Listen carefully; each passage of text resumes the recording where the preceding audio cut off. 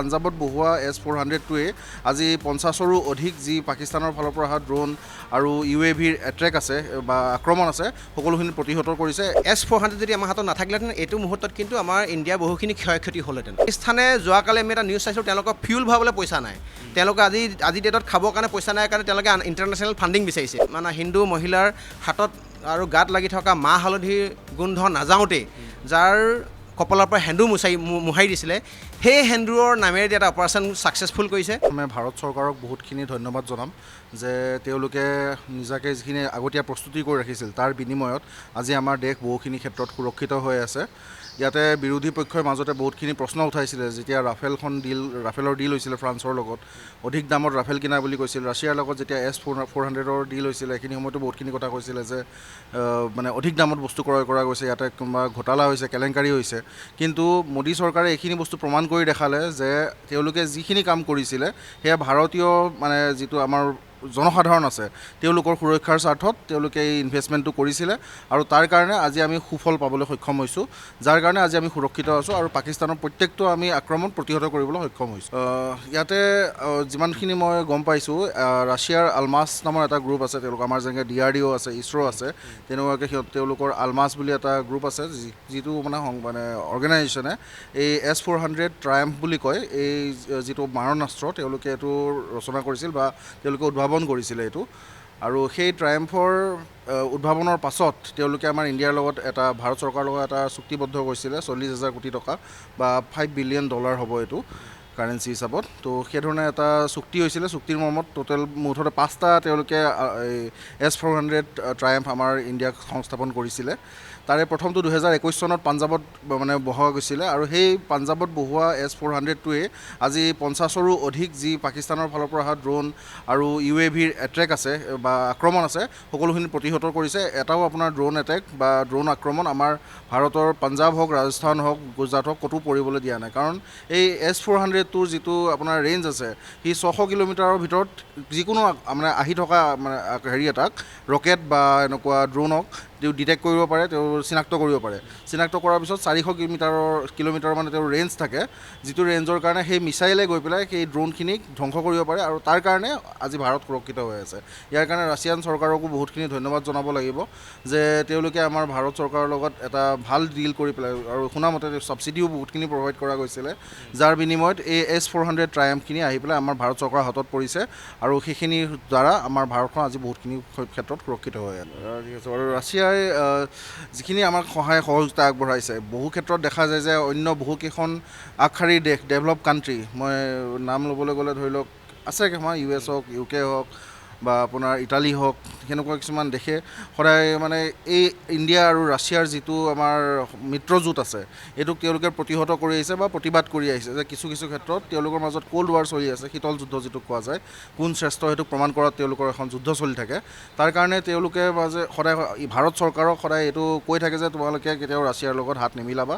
কিন্তু ৰাছিয়া চৰকাৰে সেই সকলোখিনি আঁতৰাই পেলাই বা ভাৰত চৰকাৰে সেই সকলোখিনি প্ৰত্যাহ্বানক আঁতৰাই পেলাই যে ৰাছিয়াৰ লগত তেওঁলোকে একজোট হৈ পেলাই কাম কৰি আছে। এই প্ৰতিৰক্ষাৰ ক্ষেত্ৰত বা ডিফেন্সৰ ক্ষেত্ৰত যিখিনি তেওঁলোকে সহায় সহযোগিতা আগবঢ়াইছে, অত্যাধুনিক মেচিনাৰী তেওঁলোকে আমাক মানে প্ৰভাইড কৰাই আছে, তাৰ কাৰণে ৰাছিয়া চৰকাৰক বহুতখিনি ধন্যবাদ। আৰু আগন্তুক দিনতো এই যিটো আমাৰ মিত্ৰজোঁট আছে এইটো অধিক মানে ভাল হ'ব আৰু অধিক মজবুত হ'ব বুলি মই আশাবাদী।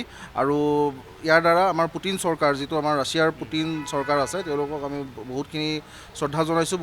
আপোনালোকে ইতিমধ্যে গম পায় যে আমাৰ কেন্দ্ৰীয় সমিতি মুখ্য সচিব ৰন্তু পানীফুকন ডাঙৰীয়া আৰু শৃংখল চলিহা দেৱে ইতিমধ্যে ঘোষণা কৰিছে যে আমাৰ বহুকেইখন বিহু অনুষ্ঠান আছিলে, গোটেই বিহু অনুষ্ঠানকেইখন আমি বাতিল কৰি আমি বিহু অনুষ্ঠানকেইখনৰ লগত আমাৰ যাৱতীয় যিখিনি খৰচৰ কাৰণে ৰাইজে সহায় সহযোগিতা আগবঢ়াইছে, আমি সম্পূৰ্ণ আৰ্থিক সেই সাহাৰ্য বা সহযোগিতা আমি DC যোগেদি আমি মাননীয় মুখ্যমন্ত্ৰীৰ হাতত আমি তুলি দিম। এই কথা ইতিমধ্যে আমাৰ আলোচনা হৈছে।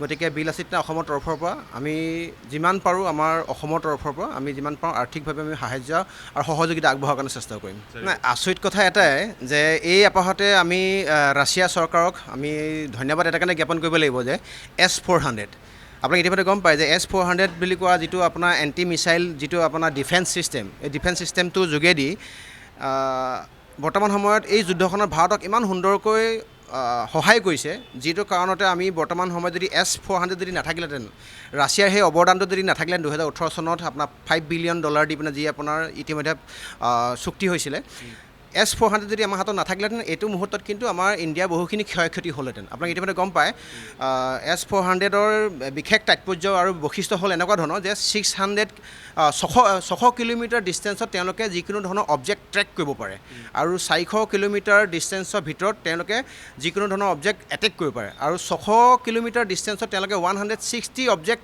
ট্ৰেক কৰিব পাৰে আৰু 400 কিলোমিটাৰৰ ভিতৰত তেওঁলোকে 72টা অবজেক্ট মানে এটেক কৰিব পাৰে। এই যে কণ্ট্ৰলিং আৰু ডিফেন্সিং এটেকিং যিটো ছিষ্টেম, এই ছিষ্টেমটোৰ কাৰণে আমি এইটো সময়ত আমি ৰাছিয়া চৰকাৰক আমি ধন্যবাদ জ্ঞাপন কৰিছোঁ।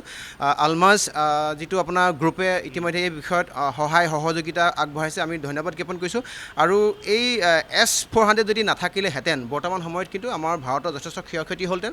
আমি কেতিয়াও কোনো কাৰণত এনেকুৱা যুদ্ধৰ দাদমা নিবিচাৰোঁ, কাৰণ এনেকুৱা ধৰণৰ যুদ্ধ হ'লে প্ৰকৃতি বহুখিনি লোকচান হয়।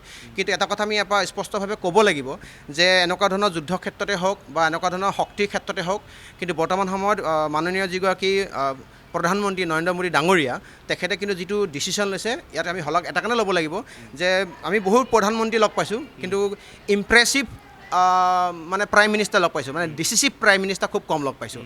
প্ৰধানমন্ত্ৰী ডাঙৰীয়া হ'লে এজন ডিচিচিভ প্ৰাইম মিনিষ্টাৰ, যাৰ যোগেদি ইতিমধ্যে ডিচিশ্যন লৈছে আৰু সেন্দুৰ নামৰ যিটো ইতিমধ্যে অপাৰেশ্যন হৈছিলে, সেই অপাৰেশ্যনটোৰ যোগেদি যিকেইগৰাকী আপোনাৰ আমাৰ ভাৰতীয় মূলৰ মানে হিন্দু মহিলাৰ হাতত আৰু গাত লাগি থকা মাহ হালধিৰ গোন্ধ নাযাওঁতেই যাৰ কপালৰ পৰা সেন্দুৰ মোহাৰি দিছিলে, সেই সেন্দুৰৰ নামেৰে এটা অপাৰেশ্যন ছাকচেছফুল কৰিছে।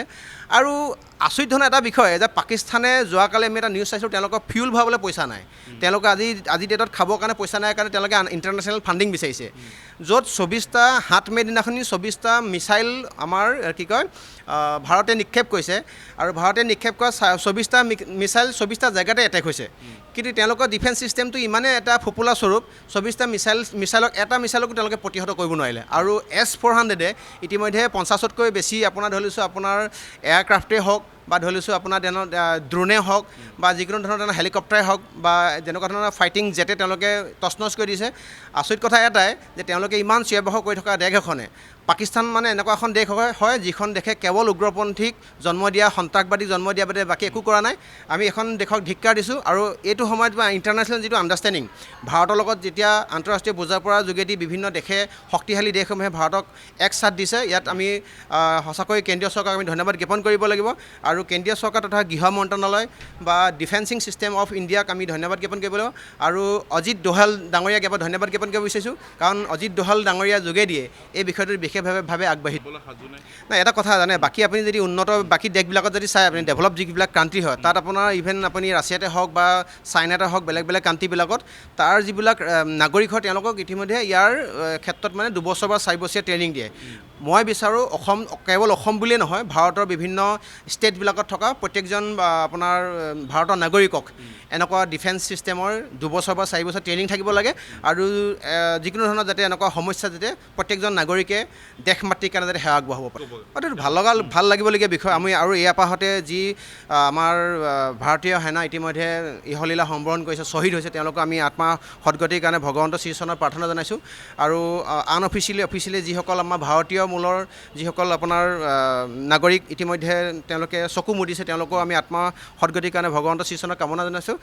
এটা কথাই স্পষ্ট হয় যে এতিয়া চেণ্ট্ৰেল গভৰ্ণমেণ্টে যিটো ষ্টেণ্ড লৈছে, যদি ইচ্ছা কৰে ভাৰত চৰকাৰে পাকিস্তানক একদম মাটিৰ লগত ধূলিৰ লগত একচাট কৰি দিব পাৰিব। কিন্তু ইতিমধ্যে আপোনালোকে গম পায় চৌদি আৰবেই হওক বা বেলেগ কাণ্ট্ৰি সচিববিলাকে আহি পিনে ইতিমধ্যে আমাৰ ডিফেন্স মিনিষ্টাৰৰ লগত আলোচনাত বহিছে।